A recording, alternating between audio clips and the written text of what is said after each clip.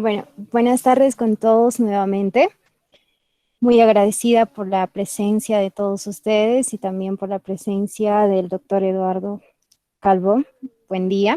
El día de hoy vamos a tener la temática de contribución de la ingeniería química a la sostenibilidad ambiental.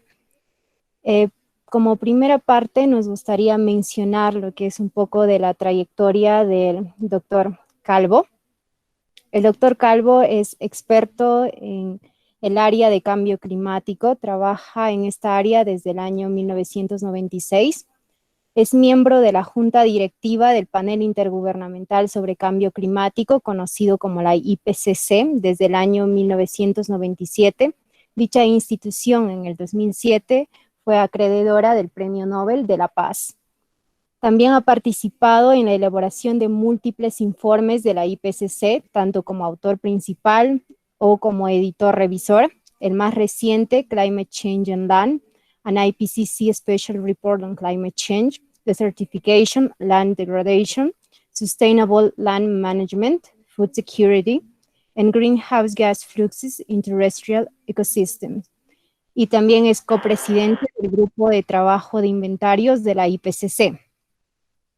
También es negociador por el Perú, ha sido negociador por el Perú en múltiples ocasiones desde el año 1997, la más reciente en la COP25 que se realizó en Madrid, y también en la reunión de sus órganos subsidiarios. Coordinó la preparación parcial del inventario de gases de efecto invernadero de la primera comunicación nacional del Perú sobre el cambio climático y revisó el mismo inventario de la segunda comunicación nacional del Perú. También ha sido consultor del Banco Mundial, del Banco Interamericano de Desarrollo y de la Secretaría de la Convención Marco de las Naciones Unidas sobre el Cambio Climático, entre otros. Ha escrito textos universitarios, artículos científicos y textos de divulgación científica. Ha participado en la revisión y elaboración de informes sobre los inventarios de países desarrollados y también brinda charlas y conferencias en diferentes universidades públicas y privadas, tanto en el Perú como en el extranjero. Tiene experiencia tanto en la empresa privada como en gobiernos locales y regionales en temas ambientales. Hablando un poco acerca de su educación, tiene tanto en bachillerato como maestría, tiene la carrera de Ciencias Ambientales que realizó en la Universidad de Comenius, Bratislava, en Checoslovaquia, actual Eslovaquia. Y también tiene doctorado en Ciencias Ambientales en la Universidad Nacional Mayor de San Marcos y Economía en la Universidad de Nitra de Eslovaquia.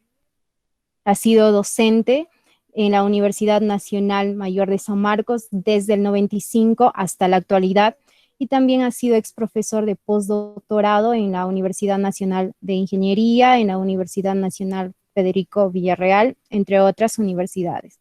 Hablando un poco acerca de los idiomas que domina el doctor Calvo, es fluido en inglés, eslovaco, checo y español, por supuesto, y también tiene conocimientos en alemán, italiano y portugués.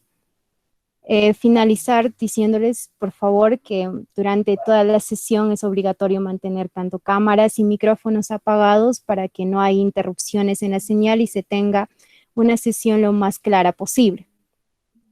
Y con esto le doy pase al doctor Eduardo Calvo para que continúe con su presentación. Muy buenas tardes a todos. En primer lugar, quiero agradecer la invitación para venir a departir hoy día con ustedes acerca del tema de cómo la ingeniería química puede contribuir a la sostenibilidad ambiental. Bueno, si vamos a hablar de ingeniería química, vamos a hablar de una ingeniería relativamente joven. Así como nuestro país está al borde de cumplir, como la mayoría ya de otras repúblicas latinoamericanas lo han cumplido, su bicentenario, pues a la ingeniería química todavía le falta algunas décadas para que pueda decir que también cumple su bicentenario. La ingeniería química ha sido una ingeniería relativamente joven, con unos menos de 200 años de antigüedad, Se, se dice que el primer tratado de ingeniería química fue escrito en Inglaterra a mediados del siglo XIX y que en realidad los primeros ingenieros químicos, incluso hay alguien al que se le considera como el padre de la ingeniería química en la Universidad de Manchester, eh, que es George Davis. Esto recién viene de finales del siglo XIX. Muy rápidamente, al año siguiente, en el Instituto Tecnológico de Massachusetts, en los Estados Unidos, también se abriría una carrera de ingeniería química. Entonces, estamos hablando de una profesión que, aunque relativamente joven, ha tenido una evolución bastante grande y muy brillante. Podemos así ver de que durante todo el transcurso del siglo XX, la ingeniería química pudo obtener grandes avances. Por ejemplo, en el diseño de procesos tanto químicos como físicos. Una parte esencial de esto es lo que hoy día llamamos operaciones unitarias.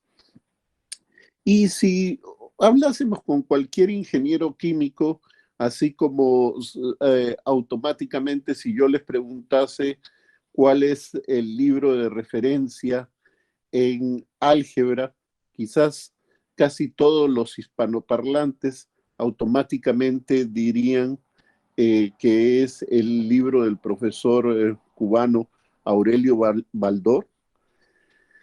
Y en el caso de la ingeniería química, creo que la respuesta eh, casi instintiva de todos los ingenieros químicos vivos sería decir que el manual escrito por Perry, ¿no? Que en realidad son muchos autores e inclusive fueron dos ingenieros químicos Perry, padre e hijo, los que supervisaron la elaboración de las diferentes ediciones del manual de Perry, que continúa hasta la actualidad, ya no con ningún Perry, porque no hubo un nieto Perry que continuase, pero sí un alumno del ingeniero Perry, hijo, es ahora el editor en jefe, es el doctor Green, el que se encarga de llevar a cabo la nueva y la última edición de este manual de ingeniería química, el manual que sigue llevando el nombre de Perry, eh,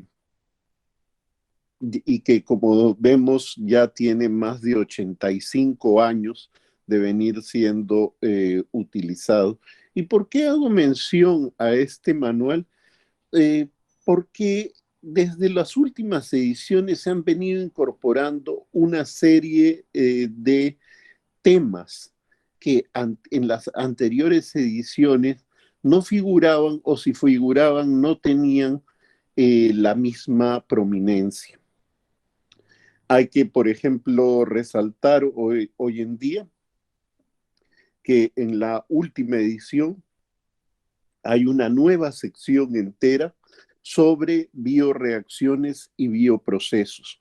Y eso es porque en las últimas décadas hemos visto una mutación de la ingeniería química clásica hacia una orientación a procesos eh, de biológicos, a bioprocesos y hacia las bioreacciones. Inclusive podemos recordar que hace tan solo 2 años el premio Nobel de Química le fue otorgado a una ingeniera química justamente por sus trabajos en lo que se llama la evolución dirigida, que está relacionado con la producción de enzimas muy selectivas.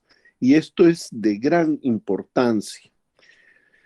¿Y por qué es de gran importancia? Porque de esta manera la química se orienta a la búsqueda de lo que se llama la química verde. El concepto de química verde surgió hace poco más de una generación, pero fue un concepto todavía difuso, fue algo de lo que se hablaba, pero no tenía ninguna reglas calificadas para poder establecerlo. Recién en 1991, dos personas, Paul Anastas, de la Agencia de Protección Ambiental de los Estados Unidos, y John Warner, ellos desarrollaron lo que hoy en día se conoce como los 12 principios de la química verde. Y estos nos ayudan a ver ya una forma de pensar sobre qué es lo que debemos esperar de la química, tanto en nuestra generación como en las venideras, y en particular no solo de la química, sino de la ingeniería química. Bueno, el primer principio es el principio de prevención. El principio de prevención nos dice que el mejor residuo es aquel que nunca aparece. Es decir, que necesitamos prevenir en las reacciones químicas la formación de residuos, que luego tratar de limpiar estos residuos detrás de su formación. El segundo es el de eficiencia atómica. Los métodos sintéticos eh, tratan de organizar lo que se llama una economía de átomos, es decir, la máxima incorporación en el producto final de todas las materias que se han usado en el proceso. Y por supuesto, si hay cualquier otro producto, que éste sea lo más inocuo y la mínima cantidad posible. Después, un tercer principio es el que llamamos la síntesis segura. La síntesis segura es buscar métodos de síntesis en que no tengamos que utilizar sustancias con alta toxicidad, tanto para los humanos como para otras especies, sean animales o vegetales. Es decir, buscamos eh, trabajar con sustancias que sean seguras para el ser humano y para los demás organismos vivos. Eh, otra cosa muy importante es que, ya saben, en las reacciones químicas muchas veces se utilizan solventes, y estas disoluciones que, que son sustancias auxiliares, ¿no? Que nos sirven para separar, eh, hay que tratar de minimizarlas en la medida de lo posible, y por lo menos deberían ser inocuas.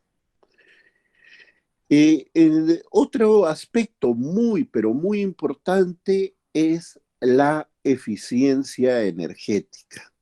La eficiencia energética, porque ya saben, estamos en un mundo en el cual estamos tratando de reducir sobre todo las emisiones de gases de efecto invernadero, y desafortunadamente para muchas de las reacciones estas no van con energía eléctrica o con trabajo mecánico, sino que siguen utilizando calor y hasta la fecha la forma más eficiente de generar calor desde un punto de vista económico es utilizando eh, combustibles fósiles o biomasa. En realidad, la alternativa de biomasa, como ya se está utilizando en algunos países, es eh, mejor que el uso de los combustibles fósiles, ya que la biomasa, si es obtenida de una forma renovable, es también una energía renovable. Y lo que hay que hacer es tratar de manejar esto con mucha eficiencia para minimizar la cantidad de energía. Y esto va mancomunado con el siguiente, el séptimo principio: buscar que las fuentes, tanto de los materiales como de la energía, sean renovables y no extinguibles. Y de que esto resulte técnicamente práctico y también económicamente viable. El octavo principio estaría relacionado con la prevención de los derivados. Lo que hay que tratar es de evitar la formación de derivados, salvo cuando esto sea estrictamente necesario, y de esta manera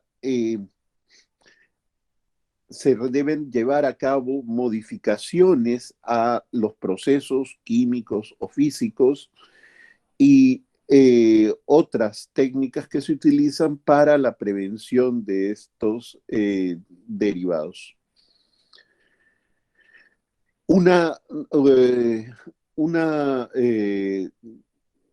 uno más de los principios sería el uso de reactores y reactivos catalíticos, eh, es decir, catalizadores que no nos den las clásicas reacciones estequiométricas, sino que sean muy selectivos para el producto. Más allá de eso, un aspecto crucial y sumamente importante que ya nos estamos enfrentando a este aspecto en muchos ámbitos, es el tema de la biodegradabilidad, que sería el décimo principio de la química verde. Hoy en día estamos sufriendo particularmente a consecuencia de los plásticos que no resultan biodegradables, eh, y lo que se está buscando es que eh, la, lo, eh, los residuos de la degradación puedan o ser incorporados al medio ambiente, es decir, que puedan ser eliminados por microorganismos, bacterias u hongos presentes en el medio ambiente, o que al final nos den productos que sean inertes, o sea, en su degradación. El undécimo principio es la contaminación, que nos dice que hay que desarrollar las metodologías que permitan el monitoreo en tiempo real, tanto durante el proceso como previamente a la formación de sustancias peligrosas. Y por último, esto que ya no es tanto desde el aspecto puramente ambiental, pero que tiene que ver mucho con la salud y el bienestar de los trabajadores y de las comunidades aledañas a los lugares de producción, es la prevención de accidentes. Es decir, debemos minimizar los accidentes y que el riesgo de que estos ocurran sea el mínimo absoluto. Esto desde el punto de vista ya tenemos pues para la química verde estos 12 principios que han resistido el paso del tiempo, prácticamente 30 años, y que nos marcan la pauta de hacia dónde debemos ir. Y ahora, cambiando un poco de tema, comenzamos a hablar acerca de la sostenibilidad. El concepto de sostenibilidad se originó también hace más de una generación. Estábamos hablando del año 1987, donde se acuñó el término desarrollo sostenible. Y esta sostenibilidad hoy en día es considerada una ciencia, la ciencia de la sostenibilidad, y los autores están prácticamente de acuerdo de que esta tiene varios componentes. Los tres componentes principales es que tenemos que abocarnos a una sostenibilidad social, a una sostenibilidad económica y a una sostenibilidad ambiental. Son estos tres pilares que tienen que ir siempre de la mano para que puedan ser funcionales. Ahora, el problema es que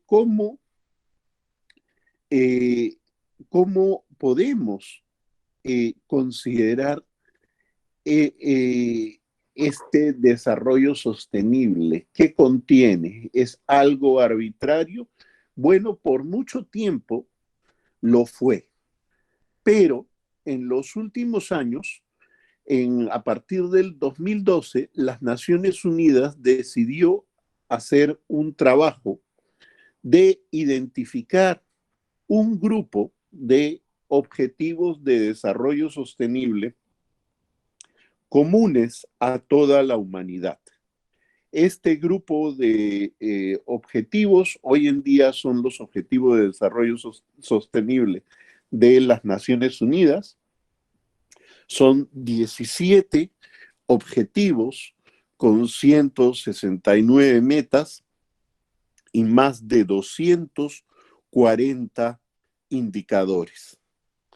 Todos ellos nos están guiando hacia llegar al 2030 en una meta que ahora, y por culpa de este fenómeno al que originalmente se le ha denominado una pandemia, y lo es, aunque ya recientemente, en las últimas semanas, se viene mucho discutiendo el tema de que en realidad no lo deberíamos considerar una pandemia, sino una sindemia.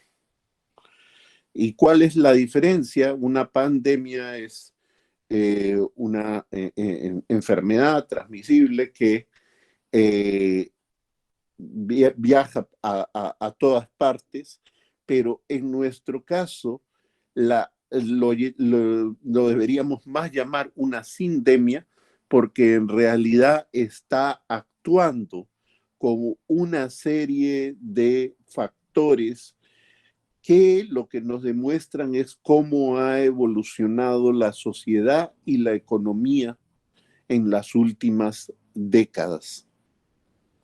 Y esta evolución pues nos ha llevado a la situación actual, y que en realidad hoy podemos considerar indisoluble lo que está pasando con la transmisión del virus y lo que ha pasado en ámbitos sociales y económicos. Pero eso nos sacaría de el tema de conversación de hoy. Así que vamos mejor un poco a regresar sobre los objetivos de desarrollo sostenible. Estos objetivos de desarrollo sostenible son 17, de los cuales los primeros 5, que están relacionados con acabar con la pobreza, hambre cero, salud y bienestar, educación de calidad y el tema de igualdad de género, pues podríamos decir de que la ingeniería química puede contribuir de una manera indirecta, ya que dependen mucho más de factores económicos o sociales para su realización.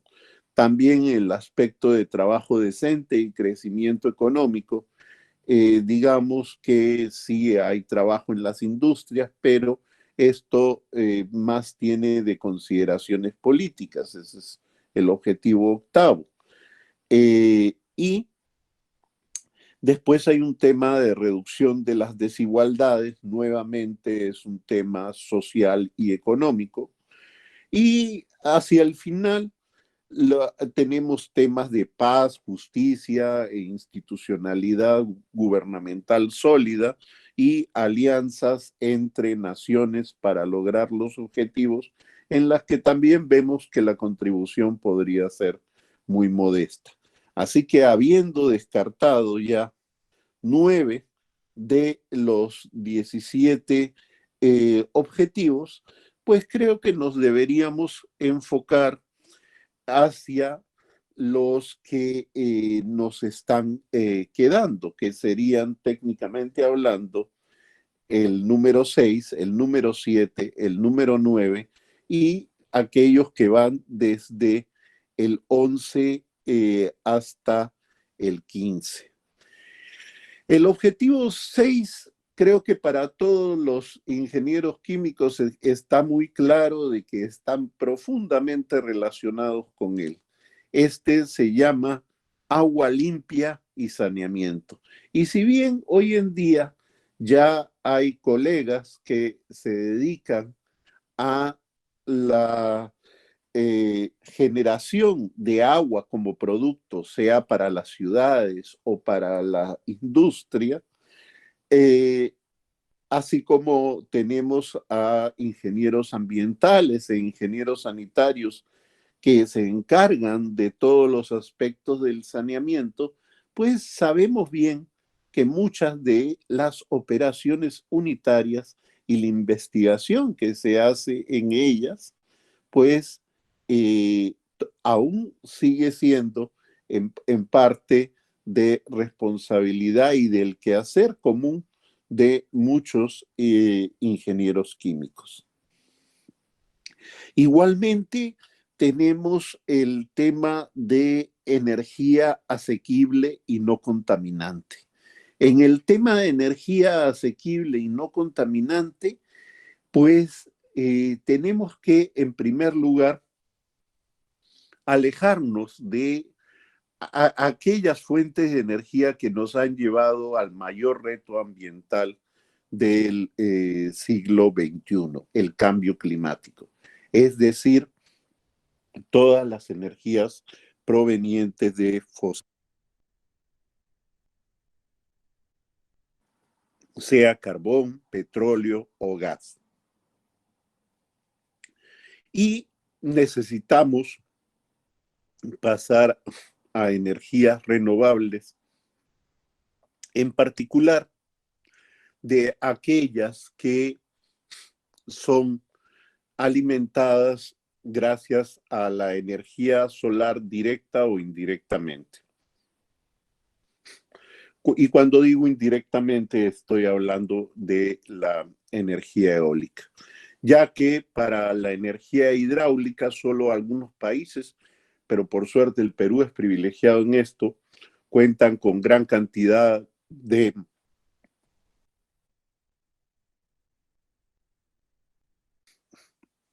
montañas que nos permiten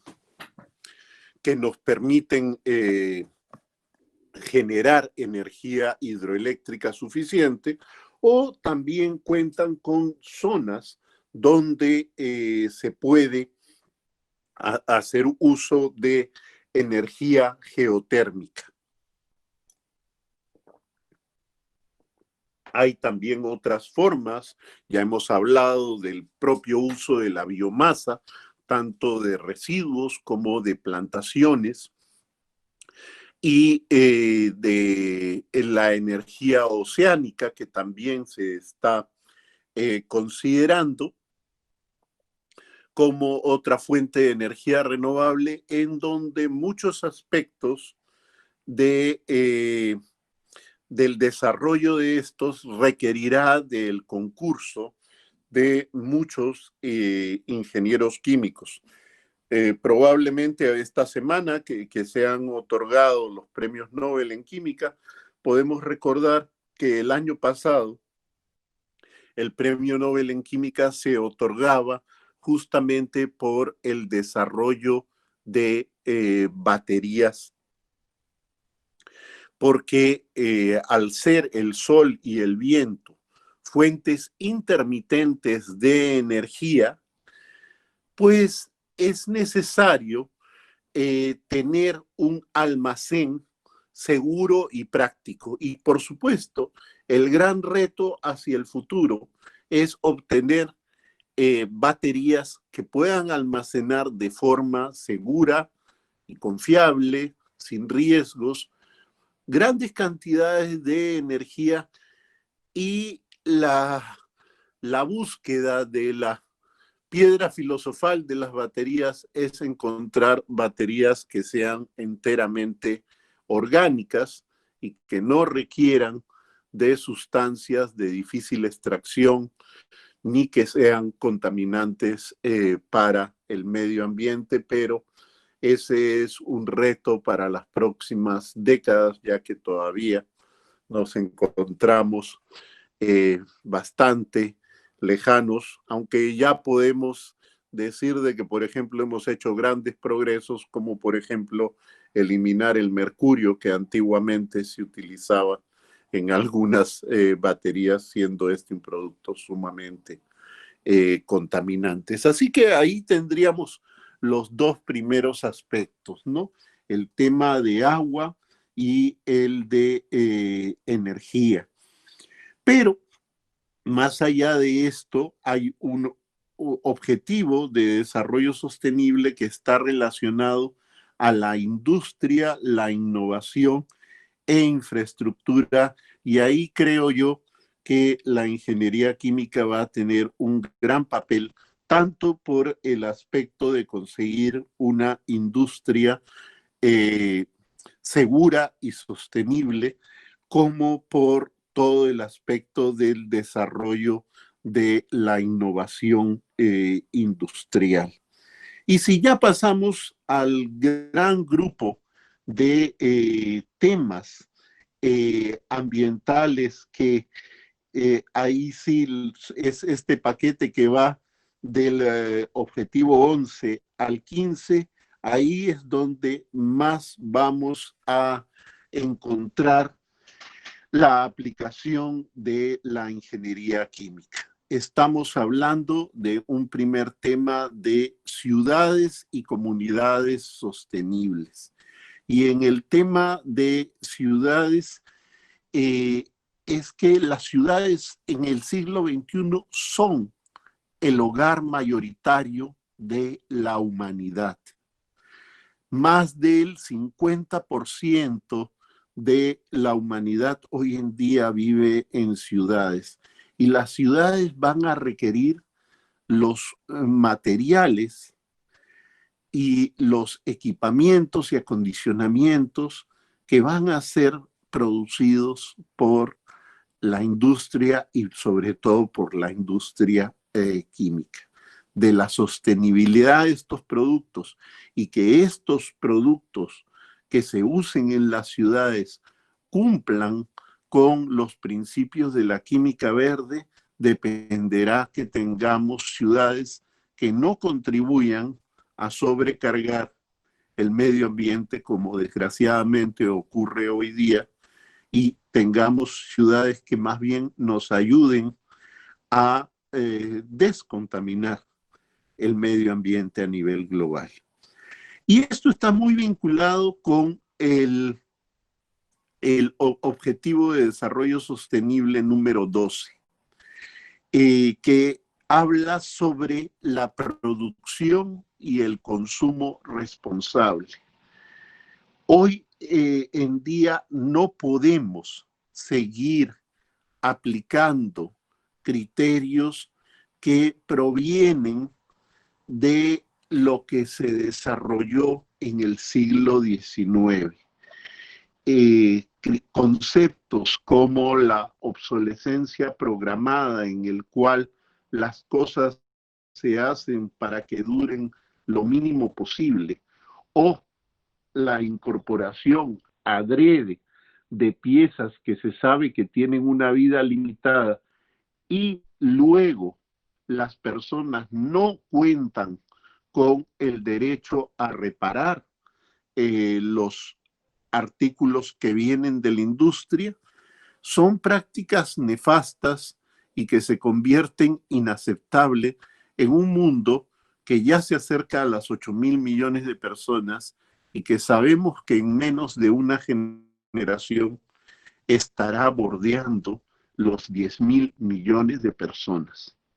Es un símbolo de irresponsabilidad empresarial el seguir con esos criterios miopes y cortoplacistas, y en realidad gobiernos y público en general deberían rechazar esas malas prácticas.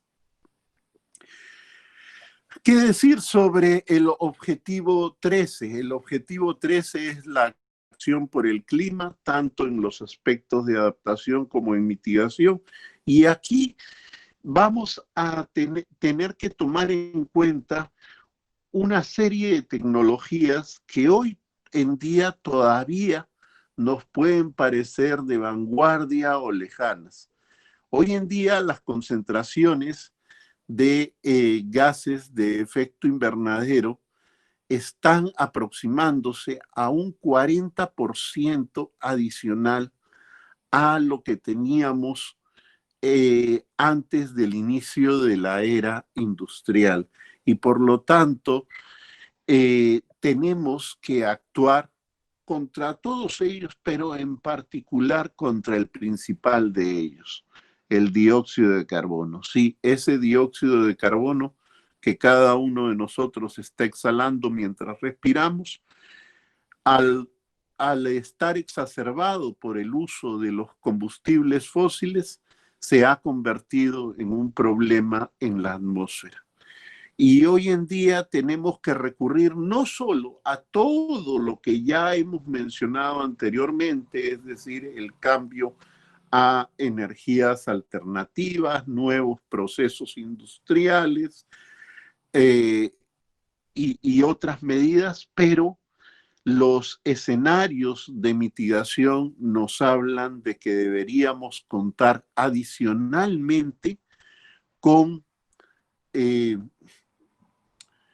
un sistema de captura y almacenamiento de dióxido de carbono. Y esto, como sabemos, se puede hacer solo de dos maneras, aunque una de ellas tiene dos submaneras. Una de ellas es la captura utilizando el proceso que la naturaleza nos ha dado, que es la fotosíntesis. Y de esta manera retirarlo con organismos naturales, aunque ya hay algunos que están trabajando en organismos genéticamente modificados para poder hacer una fotosíntesis mucho más eficiente que la que actualmente hacen las plantas. No sabemos si será tan segura. Y otra forma por la que muchos están apostando es por la captura y almacenamiento químico del dióxido de carbono.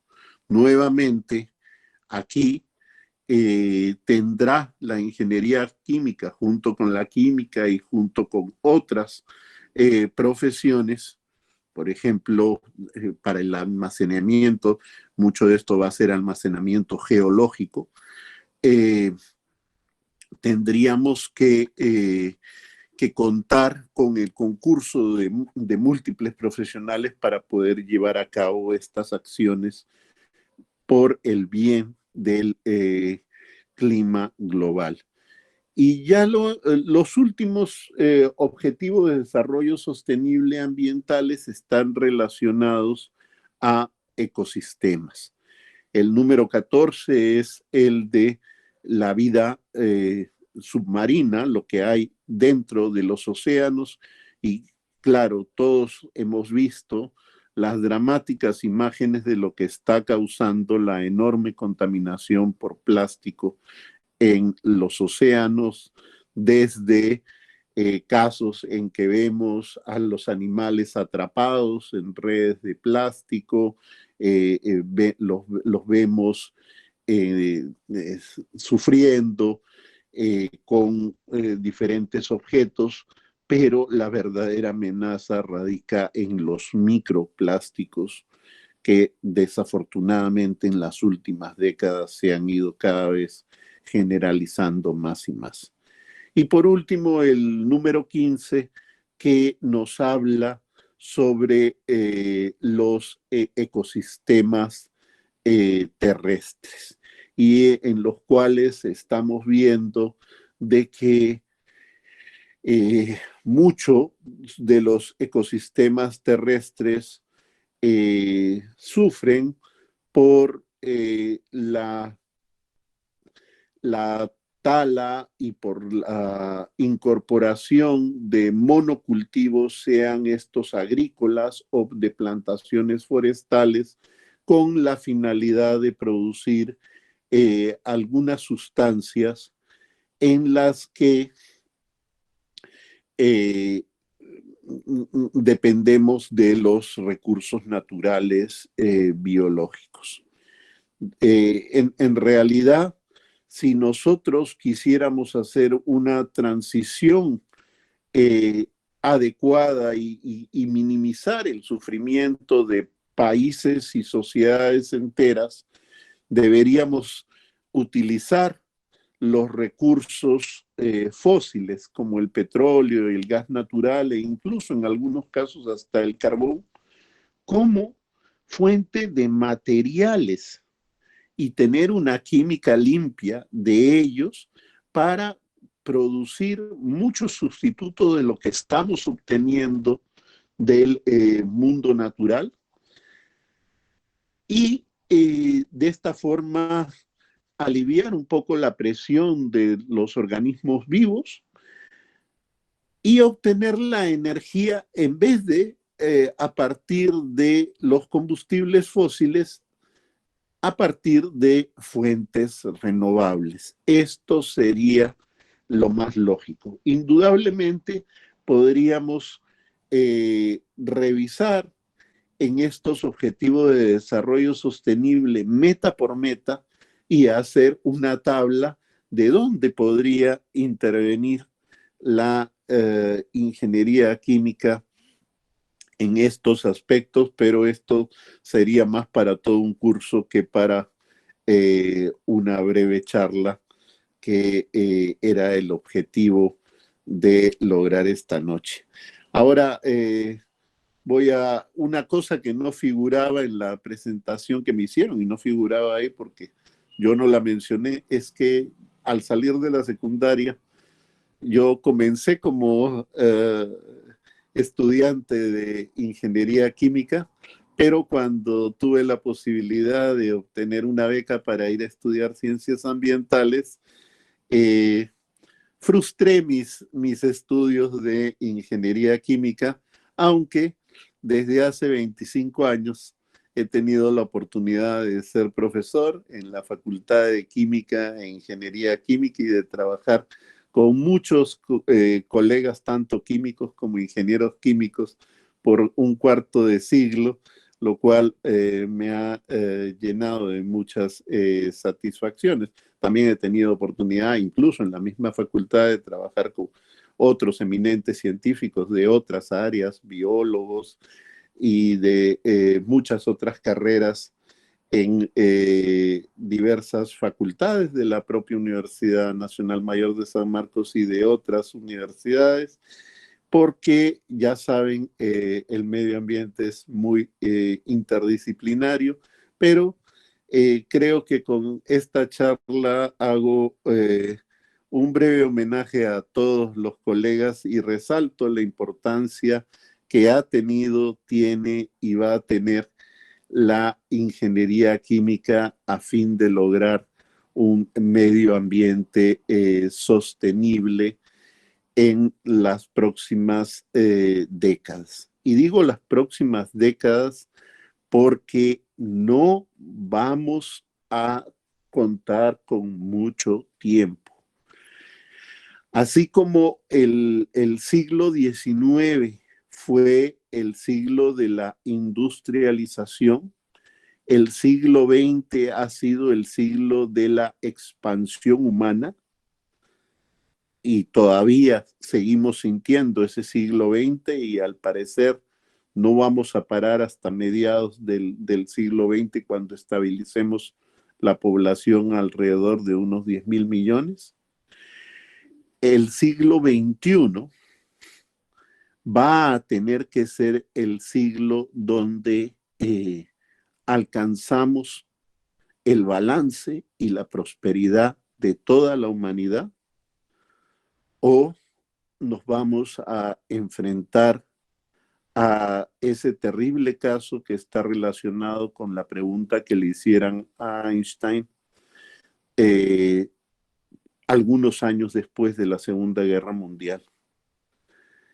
La pregunta fue, doctor Einstein,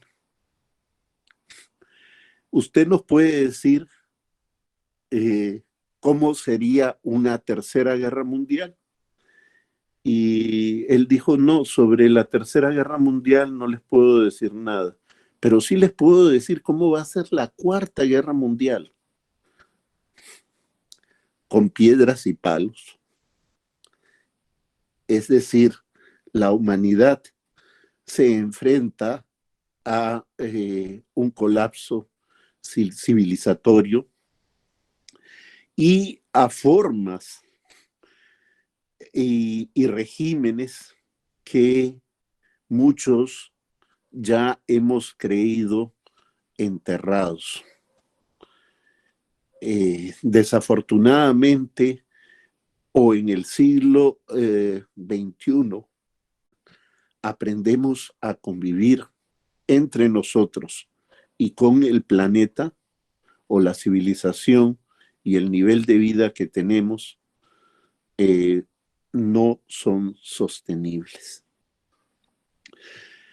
Así que, como les digo, creo que desde la ingeniería química y, por supuesto, desde la química como ciencia, hay un gran aporte hacia la sostenibilidad en los años y décadas en los que estaremos buscando este. Hoy tenemos que darnos cuenta de que, como ya lo dijo el también Premio Nobel de Química, y el primero que recibieron fueron en los años 90, fueron los primeros premios Nobel de Química otorgados por medio ambiente.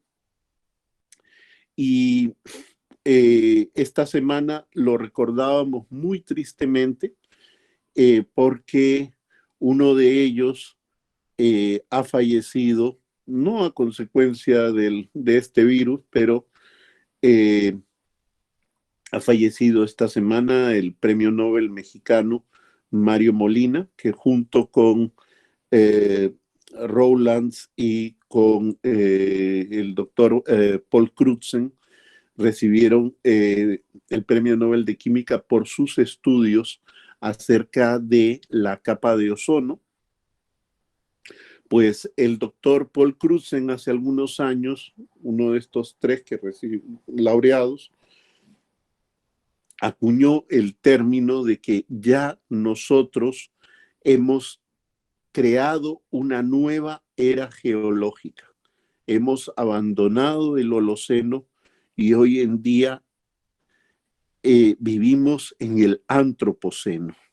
Es decir, los humanos nos hemos convertido a lo largo del siglo XX en una fuerza geológica como los volcanes y como los sismos. Así que en nuestra adolescencia tenemos pues una exuberancia en la vida humana. También la humanidad ha tenido esa exuberancia durante el siglo XX y la continúa teniendo hasta ahora. Si esa exuberancia no se convierte en una estabilización, en las próximas décadas vamos a enfrentar retos que nos van a hacer retroceder en más de 100 años. Ustedes, que en su mayoría son de generaciones mucho menores que la mía, no tienen la conciencia de lo que se vivió en el siglo XX. El siglo XX hasta los años 40 tuvo toda una generación, que fue la generación de mi padre y de mis abuelos, que vieron y vivieron una serie de horrores que hoy día consideramos distantes. Totalitarismos donde millones de personas morían asesinadas a consecuencia del fascismo, del nazismo, del estalinismo, del imperialismo japonés. Vivieron también el horror del uso sobre personas del arma atómica en Hiroshima y Nagasaki. Y hoy, desafortunadamente, todas esas amenazas que por prácticamente más de 2 generaciones creíamos enterradas y lejanas, nos están aproximando. Pero quiero dejar esto con una nota optimista. La ciencia y la tecnología nos ha ayudado a salir de nos han ayudado a salir de muchos problemas. Sin embargo, son las sociedades y las economías que creamos aquellas que nos regresan a los problemas. Mucha gente culpa a la ciencia o a la tecnología de las cosas que pasan. No, la ciencia es una sana curiosidad por aprender más. La tecnología busca aplicar las cosas para el beneficio. Desafortunadamente, sí, muchos tecnólogos no piensan en el bienestar de toda la humanidad, sino que piensan en el bienestar de su grupo, de su empresa o como máximo de su propia nación. Ojalá que hubiera un poco de otro espíritu. Y la ingeniería está ahí para ayudar a convertir la ciencia en resultados tangibles de maneras económicamente viables. Y hoy en día tenemos muchas y múltiples ingenierías. A partir de la propia ingeniería química han evolucionado nuevas ingenierías. Entre ellas se puede considerar que uno de las ramas y que está muy vinculada a la ingeniería química es la ingeniería ambiental o las ingenierías de bioprocesos. Así que tenemos ya que la ingeniería química no solo ha madurado, sino que incluso ha dado frutos y frutos nuevos. Bueno, esto es lo que yo quería mencionar y quedo a cualquier pregunta que ustedes tengan, porque hasta aquí lo que hablo yo y a partir de ahora quiero que esto sea en los próximos minutos un diálogo con ustedes, probablemente no a través de la voz, sino a través de preguntas escritas por el chat. Bueno, muchísimas gracias por su atención y reitero mi agradecimiento por la invitación recibida para departir hoy día con ustedes. Gracias. Bueno, más bien las gracias reiterarle a usted, doctor Calvo. Como siguiente, hemos ido recolectando las preguntas en un formulario y los vamos a presentar en la siguiente diapositiva.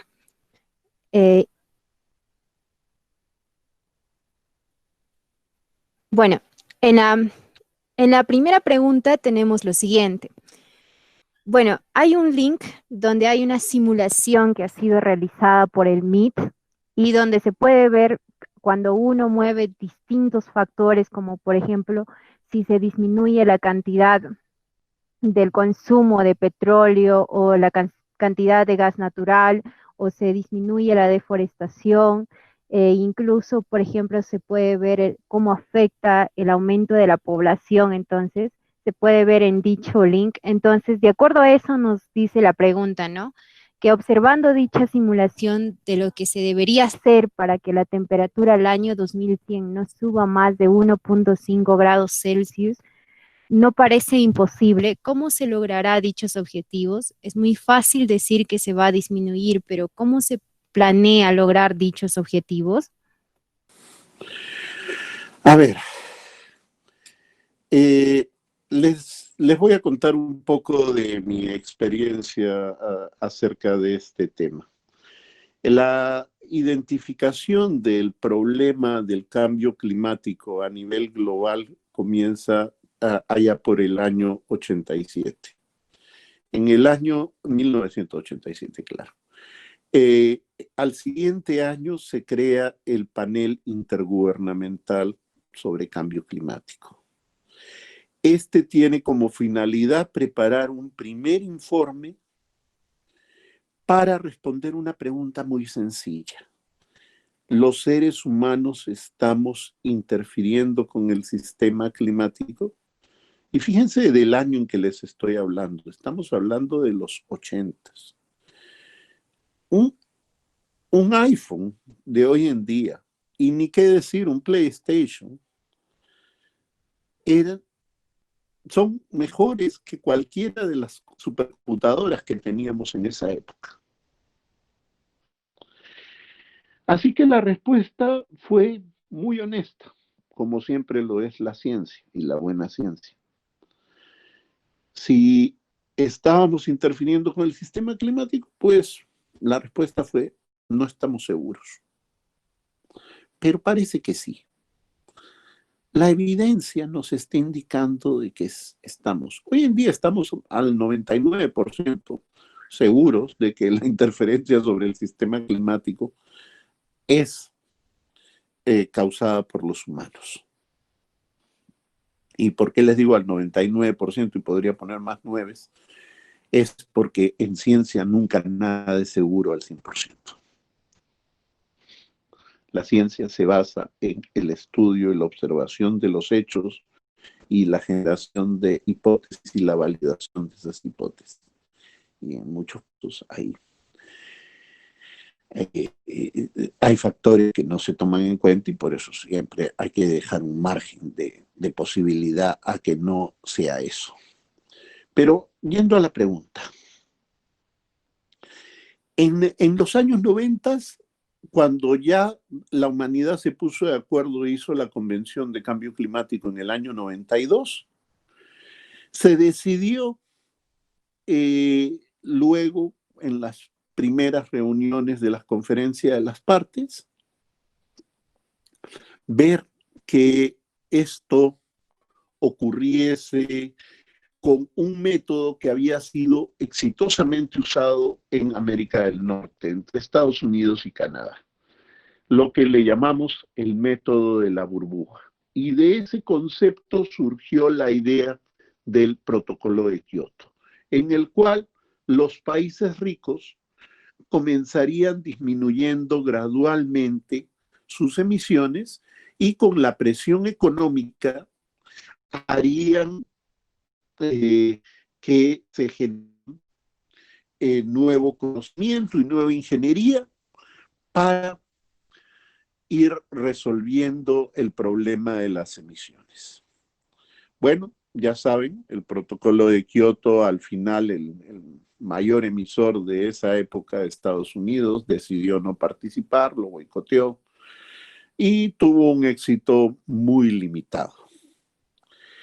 Hacia 2009 se pensaba llegar a un nuevo gran acuerdo global en Copenhague y fracasamos. Y a partir de 2010, después de ese gran fracaso, pues se decidió optar por un nuevo camino, que es el camino del Acuerdo de París. En el Acuerdo de París, cada país ofrece lo que considera que puede contribuir y se supone que lo va a cumplir en el año 2030. Cuando, de acuerdo a algunos modelos, si es que las cosas van mal, ya podemos estar muy cerca a tener 1,5 grados de calentamiento. Las simulaciones nos están indicando que en el año 2032, en el peor de los casos, podríamos ya tener 1,5 grados de aumento de temperatura. Entonces, ¿de qué va a depender? Bueno, va a depender de lo que hagan los principales emisores a nivel planetario y va a depender eh,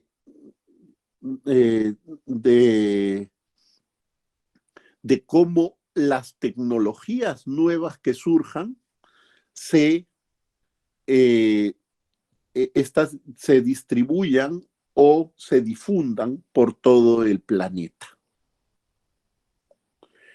Es decir, alguien tiene que generar las tecnologías sostenibles y los países que son receptores de tecnología, como es el caso de la mayoría de países latinoamericanos, pues tenemos que abrazar estas tecnologías rápidamente. Porque nosotros, desafortunadamente, no somos grandes contribuyentes en la generación de ciencia y tecnología. Así que esa es la única forma de lograr los objetivos. Pero desafortunadamente, si ustedes miran a los 20 países que son los responsables de más del 80% de las emisiones, o sea, en un mundo de 200 países, estas 20 economías tienen más del 80% de las emisiones, pues podemos ver que no vamos por muy buen camino. Así que sí, las simulaciones nos dicen que es posible. La pregunta es, ¿hay la voluntad para hacerlo? Ya saben que el señor Trump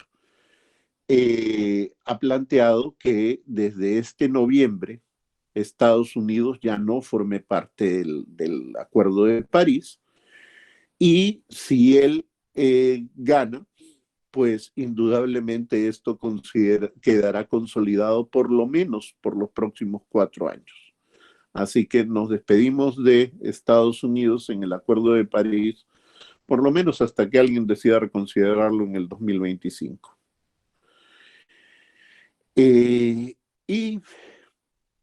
bueno, la otra alternativa es que gane el contrario, que ha dicho que va a reincorporarse al Acuerdo de París. Pero bueno, como ven, lograr los objetivos va a depender de lo que hagan sobre todo los principales emisores que no están en América Latina. Y es muy fácil, sí, es muy fácil decir que se va a disminuir, pero ¿cómo se planea lograr dichos objetivos? Hay una serie de mecanismos, hay la tecnología y existe un artículo del Acuerdo de París que busca la cooperación internacional, pero que necesita ser implementado, que es el artículo 6. Así que El planeamiento es ir o por la ruta tecnológica o por la ruta de los mercados. La siguiente. Muy cierto lo que dice doctor Calvo. En la siguiente pregunta tenemos, sabiendo que la captura y utilización del dióxido de carbono se puede disminuir los impactos de la liberación de esa molécula por parte de las grandes industrias como las de petróleo, ¿por qué aún no se implementan en dichas industrias si este sería un gran negocio? ¿Qué es lo que impide la implementación de este? Esta es una pregunta muy simple. ¿Por qué no se implementa? Porque es costoso. Y eso responde la segunda. ¿Qué es lo que impide la implementación de este? El precio. Yo tengo una pregunta. ¿Sí? Diga. Buenas tardes, mi nombre es Alexis Sergio y soy estudiante de Ingeniería Química aquí en México, en el Tecnológico Nacional. Bueno, mi siguiente pregunta es, ¿el hidrógeno puede servir como alternativa de energía? Ya ve que, bueno, el hidrógeno se puede obtener a través del agua, de la electrólisis. Yo he visto que sí funcionan ciertos motores con el hidrógeno y que producen como producto de su combustión agua. ¿Qué es lo que impide que se utilice el hidrógeno como combustible? ¿O cuáles son sus limitantes? Nuevamente es precio. Y no es que no se pueda. En París ya hoy día hay taxis a hidrógeno.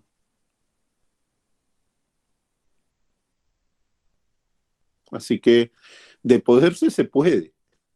El problema es cuánto cuesta.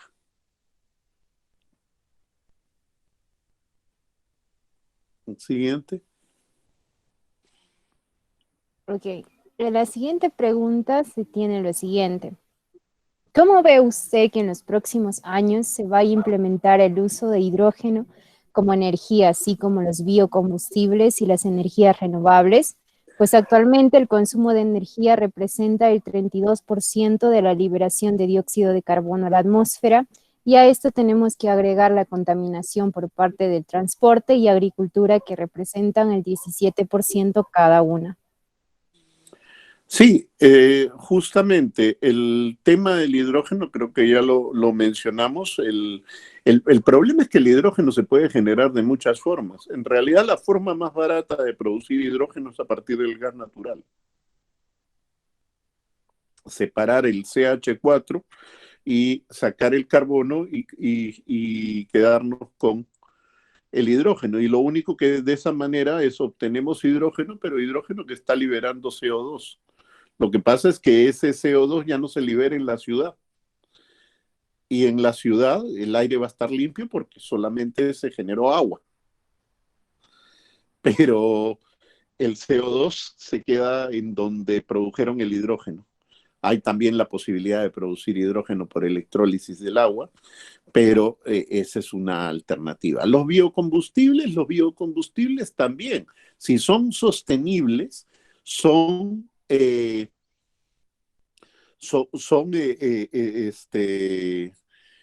importantes porque un biocombustible puede servir. Y cuando hablamos de biocombustibles, podemos hablar de los biocombustibles avanzados, podemos hablar de el uso energético de los residuos, o podemos hablar de incluso de la biomasa como tradicional. Desafortunadamente la biomasa tradicional contamina bastante, sobre todo en los hogares.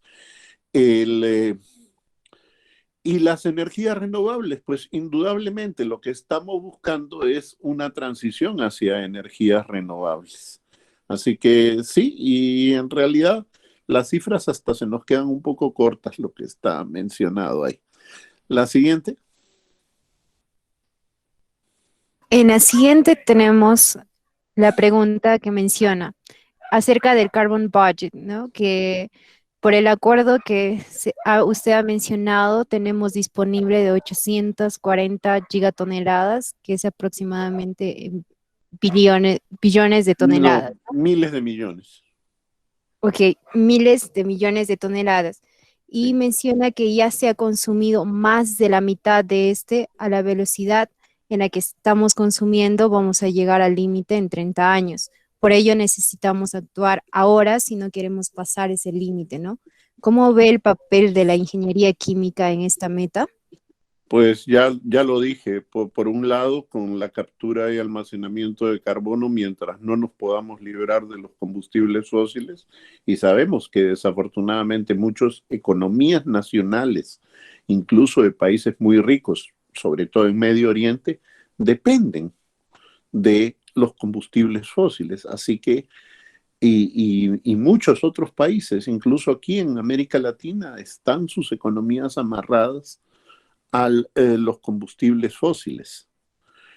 El caso es de que, sí, por un lado, tenemos pues un problema en los próximos 30 años y tenemos unos sistemas de gobierno en los cuales los periodos electorales son sumamente cortos y donde no hay, en realidad, si ustedes miran, lo que nos vamos a encontrar es que así como hoy día hay una cuota de, de género, pues yo creo que debería también haber una cuota etaria, porque creo que mi generación y mayores a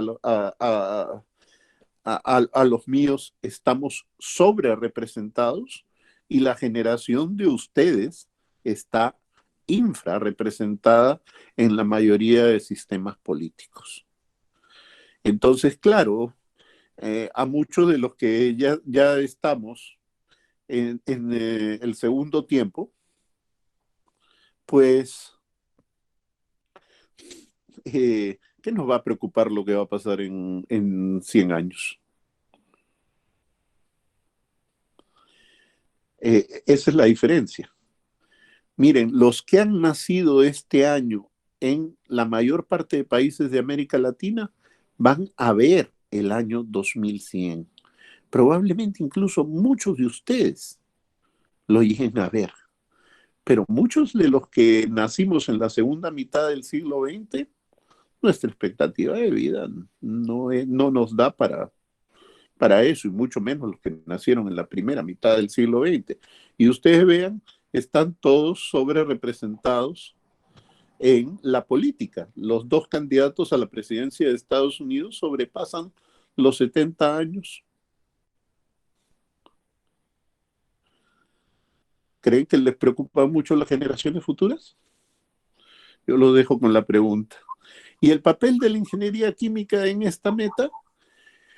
Pues la ingeniería química, ya lo he dicho, en la captura y almacenamiento de carbono, en la producción de las energías renovables con nuevas técnicas, por ejemplo, para la energía solar, nuevos procesos industriales más eficientes, procesos eficientes y efectivos, respetando los principios de la química verde, tratamiento de desechos sólidos y líquidos, mejor procesamiento para evitar las pérdidas y las mermas en el procesamiento de los alimentos.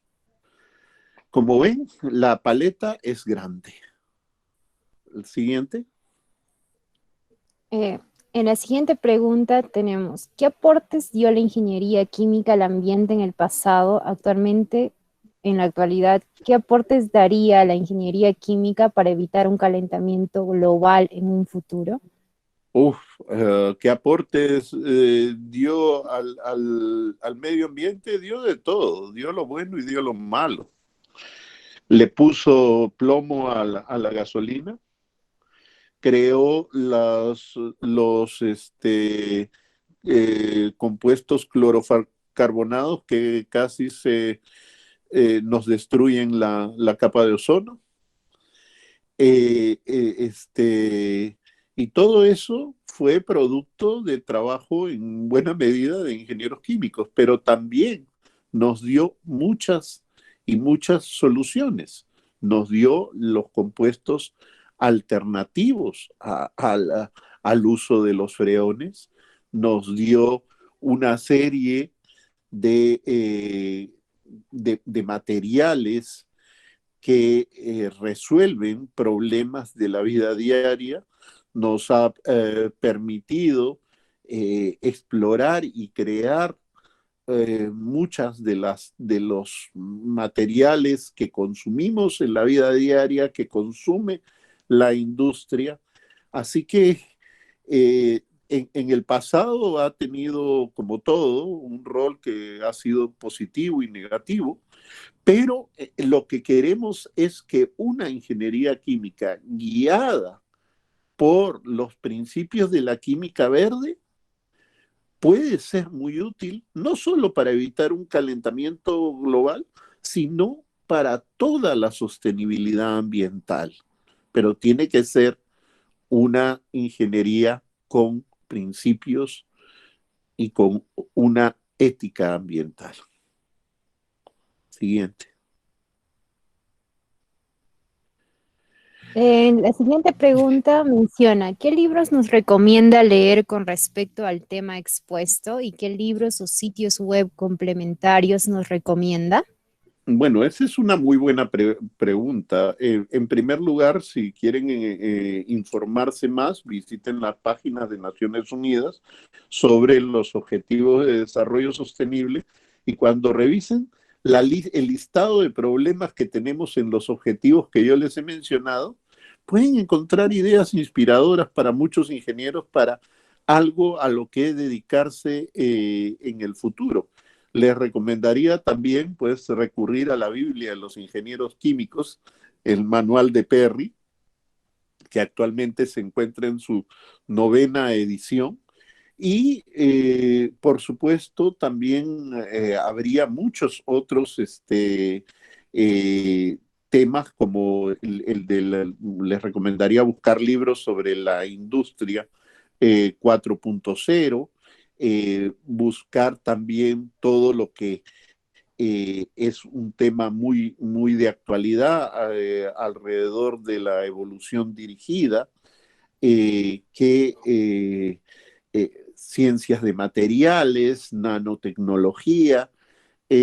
Hay infinidad de temas que podríamos ver que ahora, lectura básica sobre sostenibilidad, pues Programa de las Naciones Unidas para el Medio Ambiente, Convención Marco de Naciones Unidas sobre el Cambio Climático y los esfuerzos que se vienen desarrollando desde una serie también de industrias.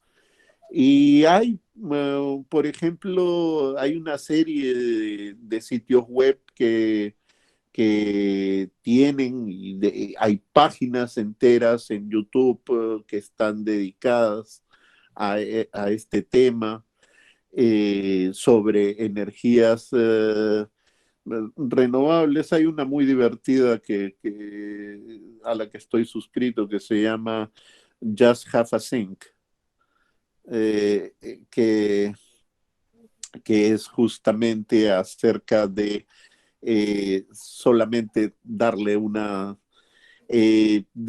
libros, de libros, bueno, de los clásicos, yo les recomendaría a un autor canadiense, ya es un señor bastante mayor, pero su apellido es Smil, así como smile, sonrisa en inglés, pero el, sin la última E. Se llama Václav Smil, su origen es checo, eh, ya también está crecidito, ya pasa de los 70 años, pero recientemente publicó un libro muy bueno que se llama Energía y Civilización, una historia en 2017 y tiene muchos libros. Ya como digo, es una persona ya bastante mayor, pero sus libros dan muchísimo que pensar. Y no sé si se puede considerar esto un gran mérito, pero el señor Gates eh, este, eh, afirma que ha leído los 36 libros que ha escrito Václav Smil. Y si, bueno, si la persona con más dinero en el mundo encuentra esta lectura interesante, imagínense algo de bueno debe tener, ¿no? Hay muchísimos otros autores, pero yo les menciono uno de mis favoritos. Y sé que estoy siendo injusto con los demás. La siguiente, si es que todavía hay. Sí, hay. En la siguiente tenemos buenas tardes. Antes que nada, gracias por su tiempo y su charla. Mi pregunta sería, ¿qué retos considera que sean los más difíciles para que la ingeniería química contribuya exitosamente? Gracias. Los retos más grandes son la presión empresarial, yo creo. Yo creo que el afán de lucro y la competencia sin reglas, al sálvese quien pueda, son fuentes de muchísimos problemas y hacen que las empresas actúen de forma poco ética y siendo muy irresponsables con el medio ambiente. Y eso es parte de las reglas que se establecen desde los gobiernos, que permiten la contaminación, que permiten el seguir siendo los que viajan de polizones con respecto al medio ambiente. Y creo que los que quieren aplicar, por ejemplo, los principios de la química verde se encuentran con el gran problema que su competencia no lo hace y que arriesgan no ser competitivos en el mercado. Ya que en unas sociedades incluso como las latinoamericanas, donde la gran mayor parte de la población está muy empobrecida, la mayor parte de la gente lo único que mira es precio y no ve el impacto ambiental que tienen las decisiones que como compradores toman.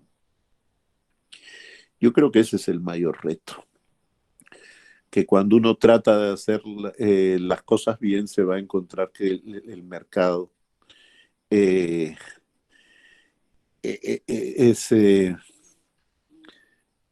el que va a discriminarlo. La siguiente. La siguiente pregunta menciona, ¿cree usted que se fortalece la integración entre la química y la biología a futuro para el cumplimiento de los objetivos sostenibles? ¿Qué materias debemos dominar? Bueno, yo respecto a la primera pregunta, en realidad soy capaz de meter la mano al fuego sobre eso. Soy un completo convencido que la integración entre la química y la biología en el futuro es vital para el cumplimiento de los objetivos de desarrollo sostenible. ¿Qué materias se deben dominar? Pues las mismas. Por un lado, se tiene que construir sobre todas las químicas clásicas que hay, pero al mismo tiempo hay que ir más allá. Hay que ir a la bioquímica, hay que ir a los bioprocesos, hay que ir... Y si ustedes miran, por ejemplo, los pensum de las carreras en el MIT, en Harvard, en Stanford, se van a encontrar que ya está en la malla curricular de estas universidades todo esto. Así que no hay que inventar la rueda. Si ya hay ruedas, hay que usarlas. La siguiente. Bueno, en la siguiente pregunta menciona, ¿cree usted que cuando pase esta pandemia las personas tendrán una mejor conciencia ambiental? Y si es así, ¿cree que lleguemos a frenar el cambio climático en los 7 años que nos quedan? Yo creo que cuando pase esta pandemia, muchas personas van a estar tan golpeadas económicamente que no les va a importar nada, desafortunadamente. Y esa es la parte triste de esto. Las organizaciones y muchas voces están elevando de que tenemos que reconstruir y tenemos que entender que, por eso decía que no es una pandemia, es una sindemia. Y que gran parte de cómo ha evolucionado este virus es culpa de la organización social y del sistema económico.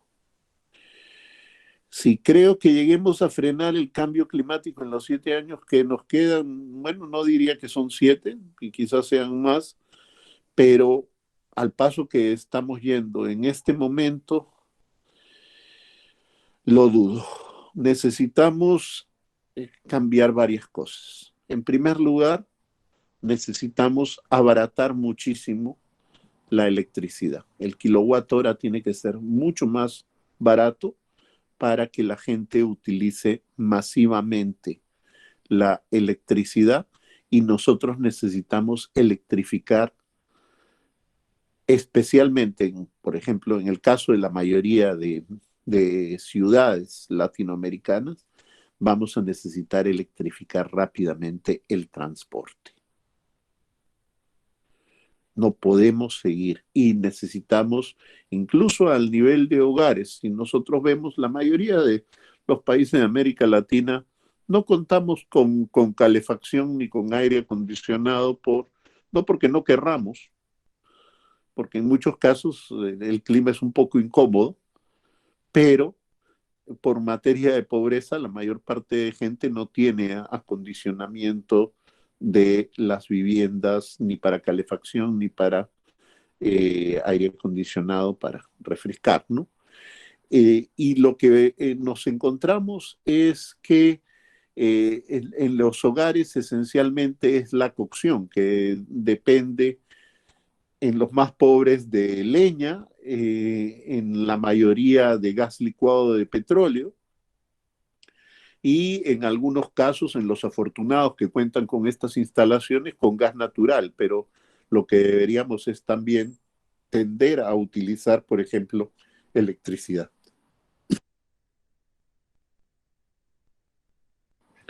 Al paso en que vamos, si no reemplazamos vehículos, cocinas y todo uso de combustibles fósiles, esto no se va a lograr. Siguiente. La siguiente pregunta nos menciona, ¿qué opina acerca de la ingeniería forestal en la sostenibilidad ambiental? Bueno, si la ingeniería forestal sirve para ayudar a que se mantengan nuestras áreas naturales protegidas, bien protegidas, a que se dé un uso sostenible a las zonas de amortiguamiento y a que se desarrollen en las áreas en las que esto es permitido, plantaciones forestales sumamente eficientes, creo que la ingeniería forestal puede ser una contribución a la sostenibilidad ambiental. El problema no es la ingeniería dice cómo deben hacerse las cosas de una manera científica, técnica y eficiente, y económicamente viable, como hay que mencionarlo, pero el, el caso es de que también se puede aplicar de mala manera la ingeniería. Yo creo que es un problema no de la ingeniería, es un problema de la mala aplicación de esta ingeniería.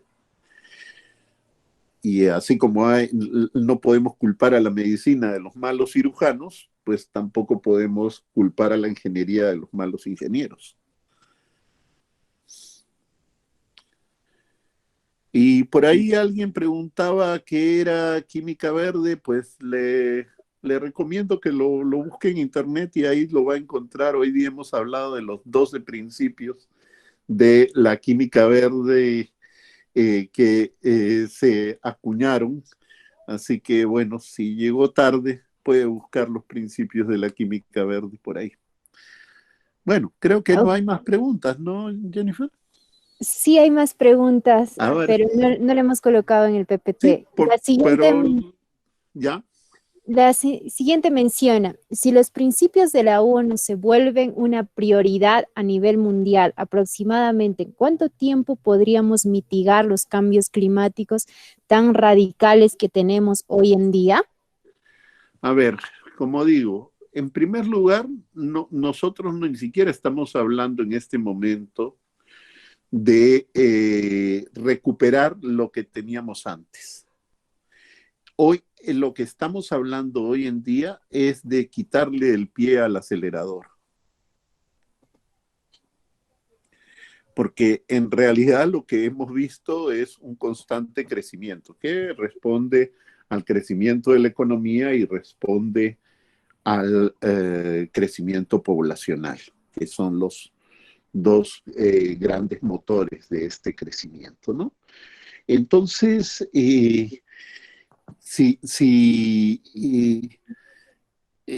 cuánto tiempo podríamos, el cambio climático que ya tenemos hoy en día, que es de 1 grado, pues tendríamos que comenzar a recapturar dióxido de carbono de la atmósfera eh, y dejar de emitir un poco de metano y de óxido nitroso y encima capturar un poco más de dióxido de carbono para compensar a los gases fluorados, simplemente para comenzar a ir hacia abajo, pero todavía estamos yendo hacia arriba. Así que un horizonte temporal para mitigar el cambio climático es difícil de plantear, pero la idea es llegar a un nivel de emisiones que en realidad estamos hablando de la decarbonización de la economía global hacia el 2050 y esto lo dicen los más optimistas. Antes es dudoso. ¿Algo más? La siguiente pregunta nos menciona, ¿es posible degradar una batería de autos sin dañar al planeta? Ah, bueno, las baterías de autos hay multiplicidades de modelos. Ahora, la clásica antigua era a base de plomo. El plomo es un metal pesado y, por supuesto, esto significa que necesita un manejo muy adecuado para, para poder no ser contaminante, ¿no? Nosotros estamos, principalmente hay metales como el mercurio, que se busca su erradicación y que incluso ya contamos con, con una propuesta que está plasmada en un instrumento legal que es la Convención de Minamata para ya no usar mercurio en nada. Y bueno, hay también la idea de ir reemplazando el plomo.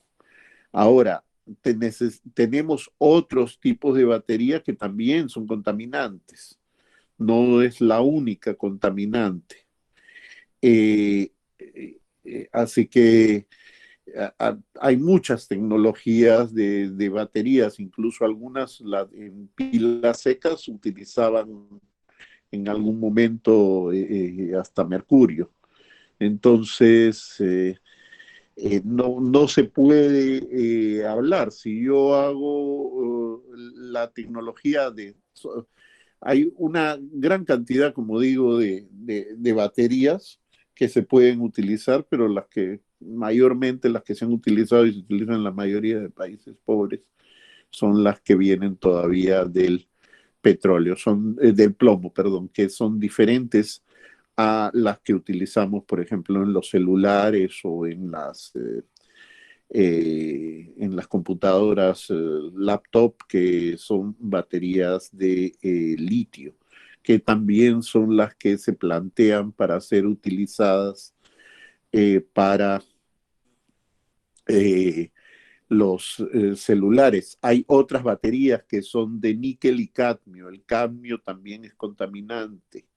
El propio níquel, a algunas personas le tienen alergia. Entonces, tendríamos que especificar de qué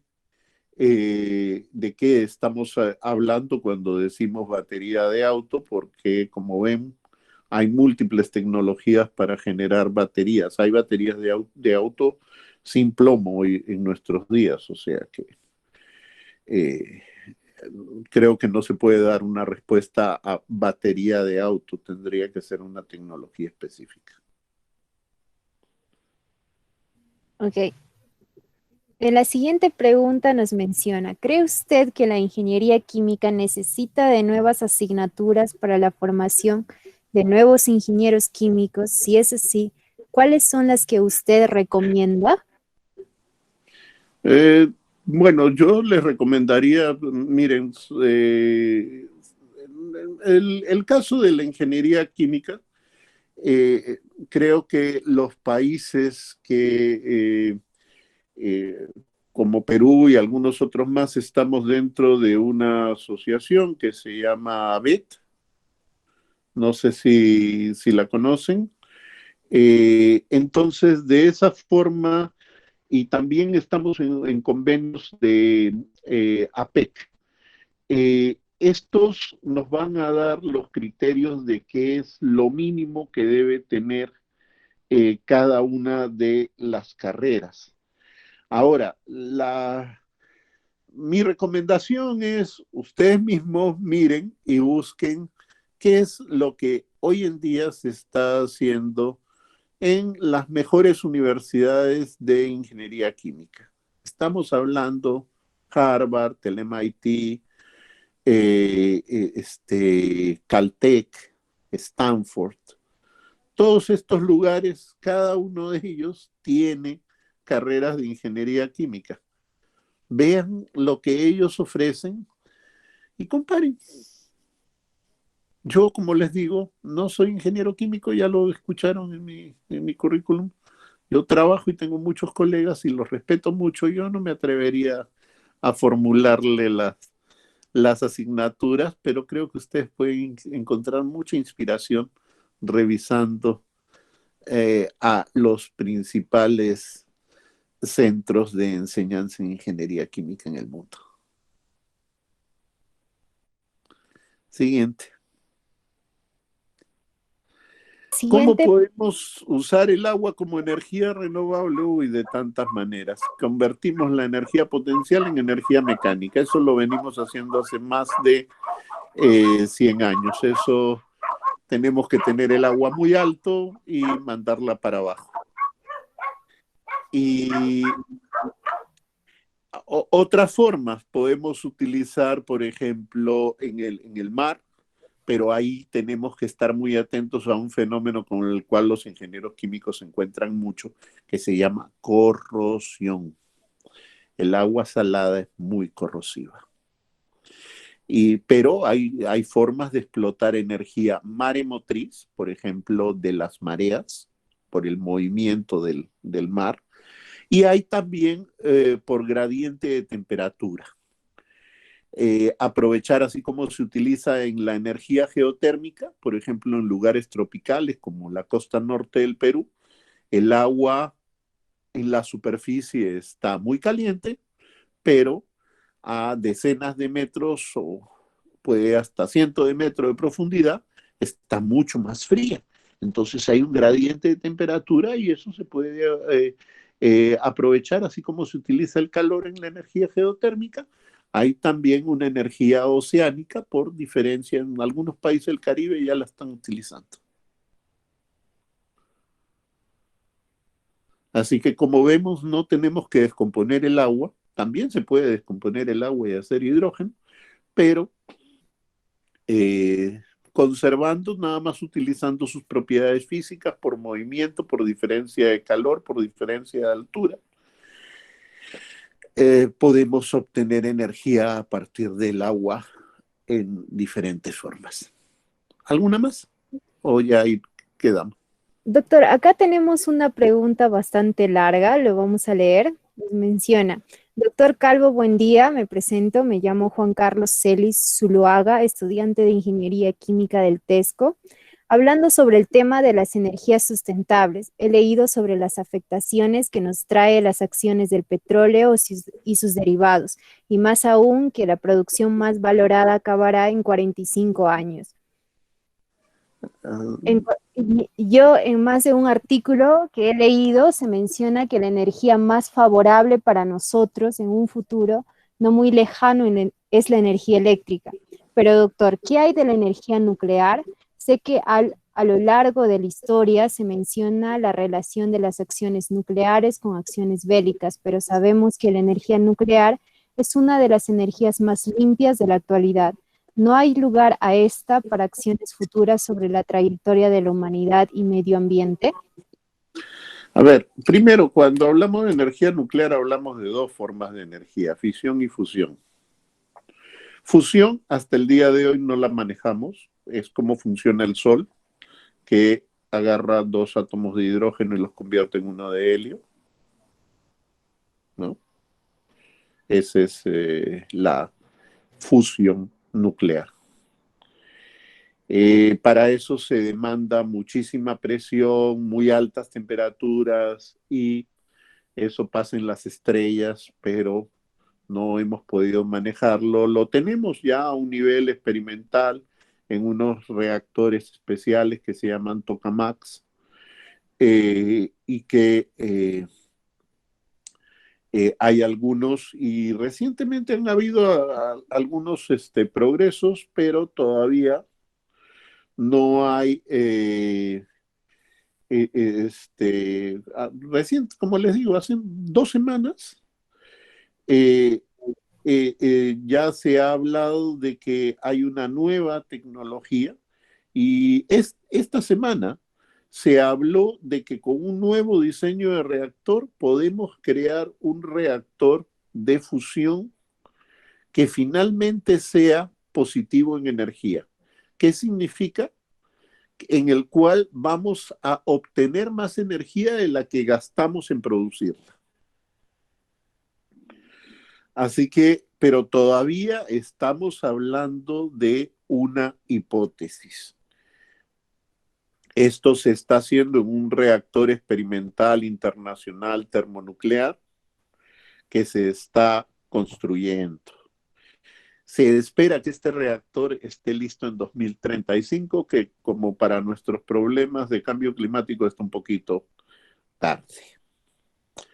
Entonces, digamos que la fusión no. Lo clásico y lo que hemos tenido siempre ha sido los reactores de fisión, que es agarrar un átomo grandote y partirlo en dos más chiquitos, ¿no? Que es el mismo principio en el que funciona la bomba atómica. Y esto se modera evitando que hayan demasiados neutrones partiendo y que se produzca un descontrol, pero desafortunadamente hemos tenido algunos accidentes que le han dado muy mala fama a la energía nuclear. En la generación de ustedes, si les pregunto una ciudad japonesa afectada por la energía nuclear, creo que la mayoría de ustedes me podrían de inmediato responder que fue Fukushima. En la mía, y yo lo viví muy de cerca porque yo estaba en Europa en esos momentos, fue Chernóbil, sobre el cual recientemente hicieron una muy exitosa serie que ha batido récords. en todo el mundo y se ha ganado un montón de premios sobre algo ocurrido hace 34 años. Así que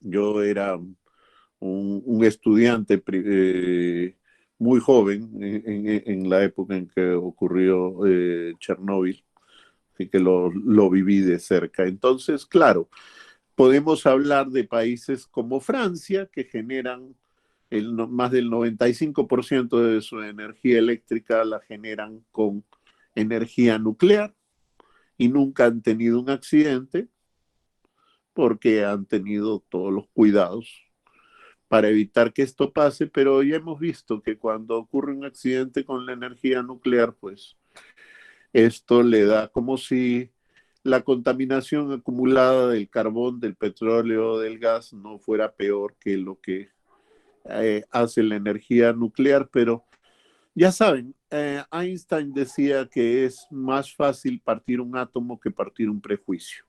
Y desafortunadamente en muchas partes del mundo hay mucho prejuicio en contra de la energía nuclear.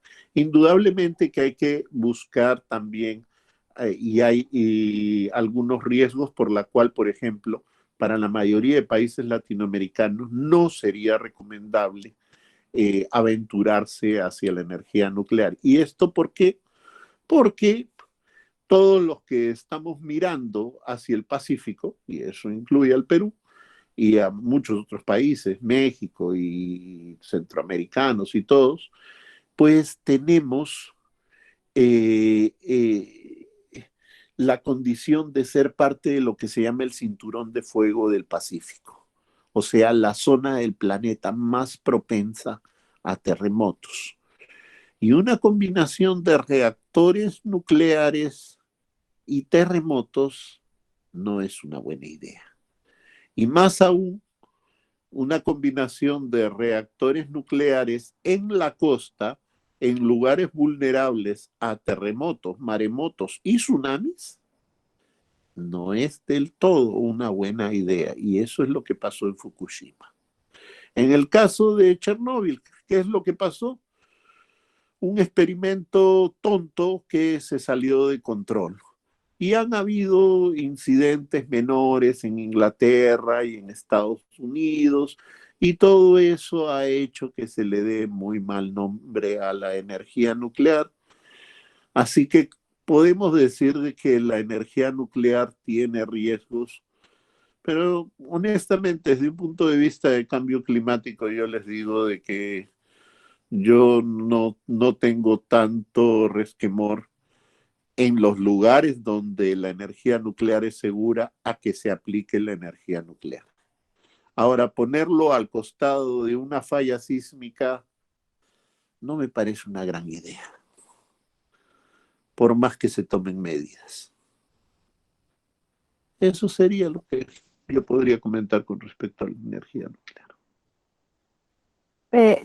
También tenemos otra pregunta, doctor, en el chat. Menciona, ¿qué opina de los vehículos eléctricos que usen energía eléctrica derivada de la quema de combustible en centrales eléctricas? Pues que lo único que estamos haciendo es trasladando la contaminación, ¿no? Lo bonito de la energía eléctrica generada con combustibles fósiles es que el humo y la contaminación se quedan en otro lado y no nos llega a la ciudad, entonces no lo vemos. Pero eso no significa que el problema desaparezca. Así que eso sería. Creo que por ahora ya hemos acabado con todas las preguntas, doctor. Esas son las que nos han llegado. A menos que alguien desee encender su micro y preguntar, sería por todo. Buenas noches. Disculpe, yo tengo una pregunta que la verdad me intriga mucho. ¿Qué opina? Pero, por ejemplo, digamos, ¿qué opina de que se replicara o una planta se modificara genéticamente para... Perdón, no le entiendo. Ah, ok. Es que decía que, por ejemplo, en la modificación de una planta genética, o sea, bueno, que tuviera cambios genéticos, para que el proceso de la fotosíntesis sea mayor.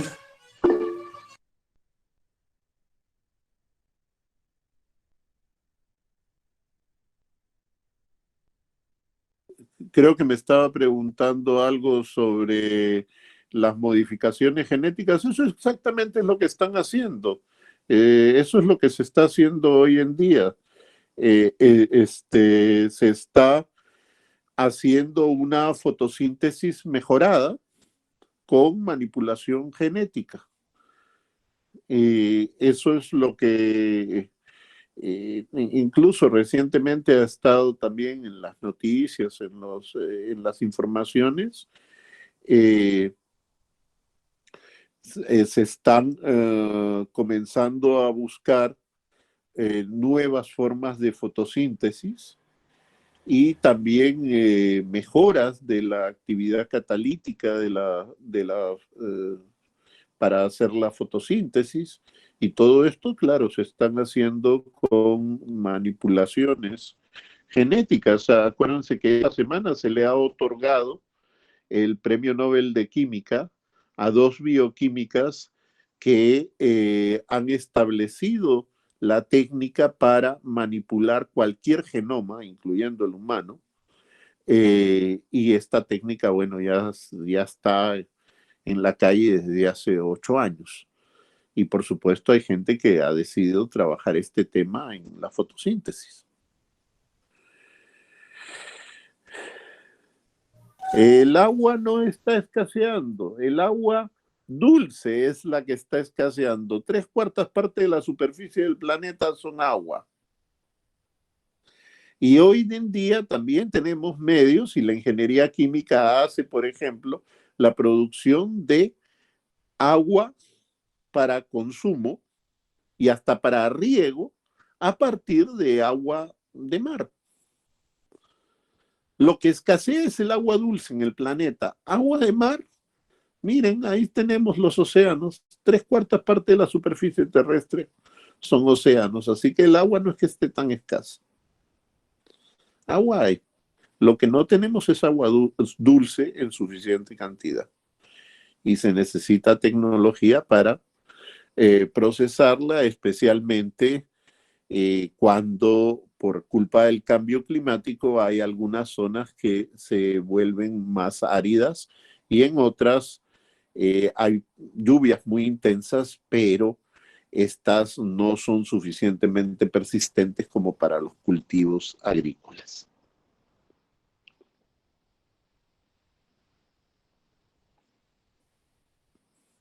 ¿Estamos? Sí, Yo creo que con esto ya se nos cumplen las 2 horas, así que espero haber absuelto a las dudas y nuevamente les agradezco por la atención.